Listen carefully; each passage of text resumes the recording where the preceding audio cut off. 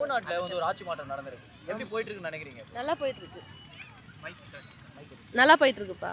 நல்லா தான் போயிட்டு இருக்கா? ஏன்னா திமுக கட்சி பார்த்தீங்கன்னா டெய்லி விமர்சிக்கிறாங்க.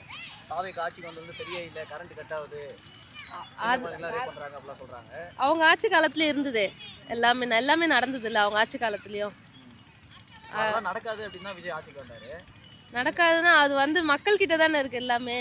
மக்கள் வந்து ஒழுங்கா நடந்துக்கிட்டா அது கரெக்டாக போகும்.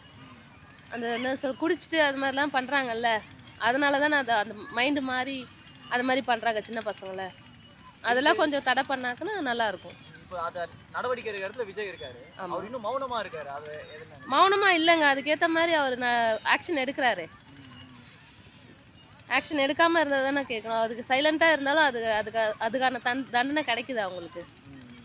இப்போ நேத்து கூட பாத்தீங்கன்னா பேசியிருக்காரு. ஆனா தமிழ்நாட்டுல நடந்த ஒரு இஷ்யூ கூட பத்தி பேசாம இன்னமும் அந்த ஒரு நடிகன் மாதிரியே பேசுறாரு அப்படின்னு விமர்சிக்கிறாங்க.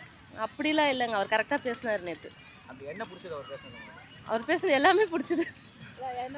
ஒன்று வந்து அது வந்து என்ன சொல்கிறேன், ஏதோ ஒன்று சொன்னார், ஒரு வார்த்தை கூட கட்டாச்சு. யோசிச்சு சொல்லுங்க. பார்த்து சொன்னாரு ஒன்று பேப்பர்ல அதுவா? பேப்பர் பார்த்து இல்லை, நான் என்ன கவர்ச்சி இது ஒன்றும் சொன்னார் இல்லை, கவர்ச்சி பார்த்து ஓட்டு போட்டேன்னாரு இல்லை. நான் என்ன அந்த மாதிரியான்னு கேட்டேன். அது அந்த வார்த்தை நல்லா தான் இருந்தது. அவர் கேட்ட பேசுனது எல்லாமே நல்லா தான் கரெக்டாக பேசினார்.